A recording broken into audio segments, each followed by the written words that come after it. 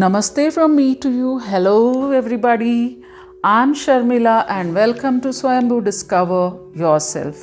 Today we'll focus on the next 4 words, and that is could, come, call, up. So let's start with the first word, could. I could. Could you? It could be. I wish I could swim. Tim saw a snake. He ran as fast as he could. Tim saw a snake. He ran as fast as he could. He was so tired. He could not walk any further. Could you hand me the pencil? I could help you with English. Raj could play football when he was a kid. How will your parents come? They could come by car. I am planning to go to Rishikesh in October. Oh, it could be very cold there in October.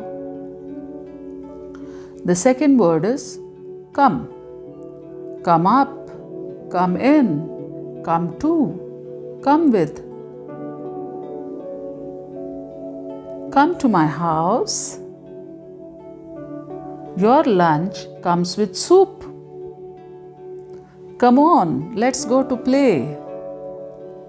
May I come in, teacher? Please come in. Why are you standing out? Why don't you come in? Would you like to come in? Come over here and join us. Your dreams have come true. Geeta promised to come, but she didn't come. What time do you come home from work? I come home from work about 7 every day. The third word is call. A phone call. Call back. Call it a day. Who made that phone call? It was Kel. I'll call you tonight. Okay, I'll wait for your call. Who is calling? It's a spam call. Can I call you if I require your advice? Call me anytime. I'm tired. I suppose I will call it a day. The next word is up. Get up. Go up. Grow up. Stand up. Pick up. Wake up. Sojas was jumping up and down on the bed. Hurry up. We are getting late for the movie.